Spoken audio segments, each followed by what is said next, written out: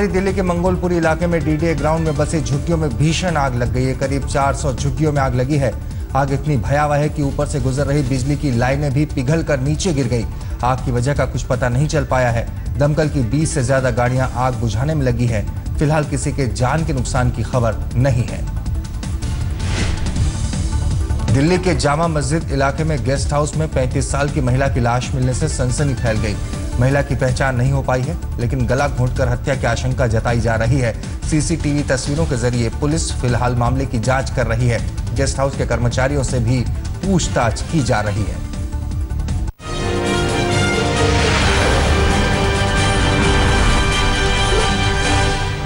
दिल्ली के सीएम अरविंद केजरीवाल ने राजधानी में महिलाओं की सुरक्षा के मुद्दे पर आज कैबिनेट की स्पेशल बैठक बुलाई है। केजरीवाल ने कल कहा कि उनकी सरकार महिलाओं की सुरक्षा के लिए सभी विकल्पों पर गौर कर रही है। दिल्ली के 2 मासूम बच्चियों के साथ गैंगरेप की वारदात के बाद ये बैठक बुलाई गई है। दिल्ली की कानून व्यवस्था को लेकर मुख्यमंत्री अरविंद केजरीवाल ने फिर केंद्र सरकार पर निशाना साधा है। रविवार को उपराज्यपाल नजीब जंग से मुलाकात के बाद केजरीवाल ने कहा कि मैं शीला दीक्षित नहीं हूं। अगर दिल्ली में रेप की वारदात जारी रही तो प्रधानमंत्री को चैन से नहीं सोने देंगे। प्रधानमंत्री जी समझ ले, मैं शीला दीक्षित नहीं हूं, मैं चुप नहीं बैठने वाला।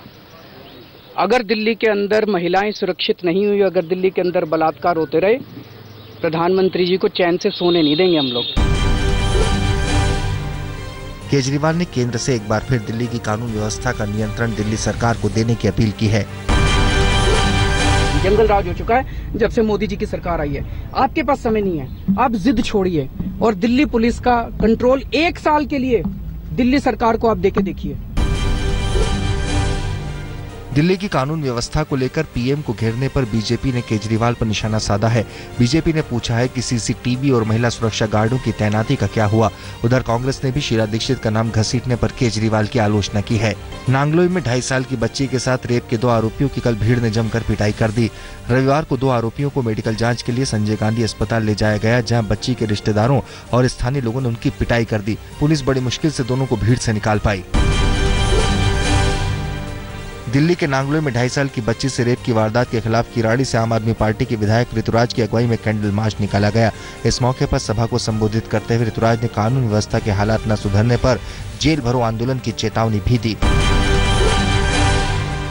आम आदमी पार्टी के बागी विधायक पंकज पुष्कर ने सीएम अरविंद केजरीवाल, विधानसभा अध्यक्ष और विधायकों को चिट्ठी लिखकर कई गंभीर सवाल उठाए हैं।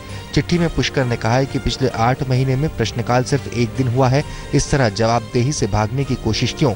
उन्होंने झूठ, पाखंड और लफ्फाजी की राजनीति को विधानसभा में बढ़ावा न देने की मांग की है। तीमारपुर के विधायक ने संसदीय सचिवों पर होने वाले खर्च पर भी सवाल उठाए हैं।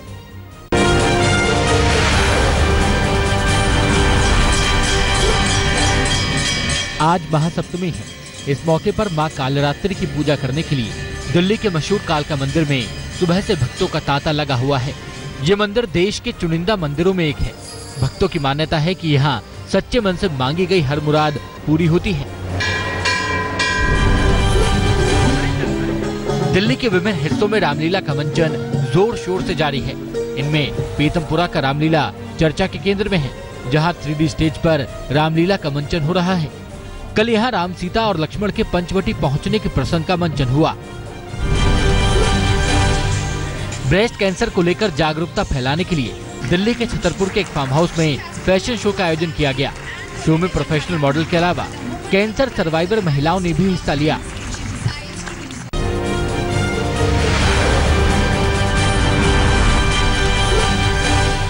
उत्तर प्रदेश के कानपुर देहात से एक रोंगटे खड़े कर देने वाली वारदात सामने आई है। आरोप है एक शख्स ने पुरानी रंजिश की वजह से पड़ोसी के 10 साल के बच्चे को घोड़ी में बांधकर जमीन पर तब तक घसीटा जब तक बच्चे की जान नहीं चली गई। ये वारदात 14 अक्टूबर की है। जिस जगह ये वारदात हुई वो कानपुर देहात के रसूलाबाद के रजपुरवा गांव की है। ये इलाका डिम्पल यादव के लोकसभा क्षेत्र कन्नौज के तहत आता है। वारदात के 4 दिन बाद आरोपी फरार है।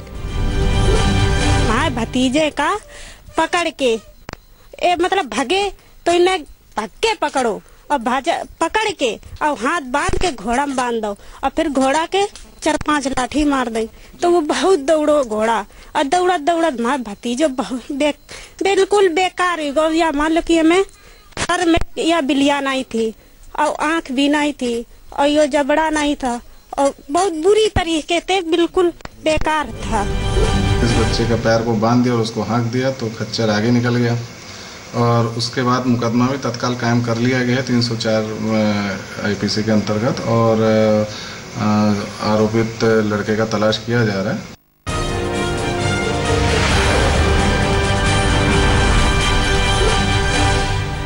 दादरी और बीफ मामले पर बयानबाजी से नाराज बीजेपी अध्यक्ष अमित शाह ने पार्टी नेताओं को फटकार लगाई है। कल अमित शाह के सामने साक्षी महाराज, संगीत सोम और मनोहर लाल खट्टर की पेशी हुई और उन्हें आगे से विवादित बयान न देने की चेतावनी दी गई। बताया जाता है कि इन नेताओं की बयानबाजी से पीएम नरेंद्र मोदी नाराज हैं और उन्होंने अमित शाह को इन नेताओं को समझाने को कहा था। मशहूर शायर मुनव्वर राणा ने साहित्य अकादमी सम्मान लौटा दिया है। टीवी पर एक सीधे प्रसारण के दौरान उन्होंने साहित्य अकादमी सम्मान और साथ में 1 लाख रुपए का चेक लौटाने का ऐलान किया। उन्होंने ये भी कहा कि वो भविष्य में किसी भी तरह का सरकारी सम्मान ग्रहण नहीं करेंगे। राणा को वर्ष 2014 में उनके किताब शाहदाबा के लिए साहित्य अकादमी सम्मान से नवाजा गया था। अब तक करीब 34 लेखक अपने साहित्य अकादमी सम्मान को लौटाने की घोषणा कर चुके हैं। कांग्रेस ने अपने नेता जयराम रमेश के बयान से खुद को अलग कर लिया है। सूत्रों के मुताबिक पार्टी आलाकमान ने कहा है कि नेताओं की उम्र कोई फैक्टर नहीं है। नेताओं को पार्टी की जिम्मेदारी सौंपने का एकमात्र आधार काबिलियत होगी। गौरतलब है कि रमेश ने कहा था कि अगले साल मार्च तक राहुल गांधी अपनी नई टीम बनाएंगे और 60 साल से ज्यादा उम्र के नेताओं की भूमिका सिर्फ सलाहकार तक सीमित रह सकती है। पटेल आरक्षण आंदोलन के नेता हार्दिक पटेल के खिलाफ राष्ट्रध्वज के अपमान का मामला दर्ज किया गया है। पटेल के खिलाफ ये केस तापी जिले के व्यारा थाने में दर्ज हुआ है। राजकोट के एसपी के मुताबिक मीडिया से बातचीत की कोशिश में हार्दिक तिरंगा लिए कार पर कूद पड़े थे और इस दौरान झंडा उनके पैरों के नीचे आ गया था। गौरतलब है कि भारत दक्षिण अफ्रीका मैच से पहले हार्दिक को राजकोट स्टेडियम जाते पुलिस ने हिरासत में लिया था। हार्दिक ने स्टेडियम में प्रदर्शन करने का ऐलान किया था।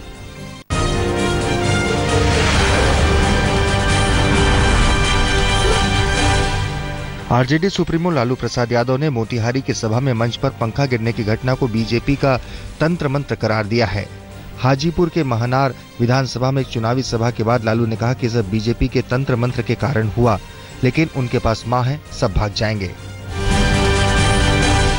बीजेपी के साधु संत लंठ महन सब मिलकर घबराया, अब प्रयोग करता है, पंखा तोड़वा दिया, हमारे पास मां है, देखो। प्रचंड चुनाव प्रचार में व्यस्त लालू यादव पटना साहिब में रैली करने पहुंचे तो आरजेडी के कार्यकर्ता ने हंगामा खड़ा कर दिया। कार्यकर्ता ने लालू के मंच के ठीक सामने अपना कुर्ता उतार फेंका। आसपास खड़े लोगों ने उसे बाकी कपड़े उतारने से रोका। ये शख्स इस बात से नाराज था कि उसे लालू के साथ मंच पर जगह नहीं दी गई।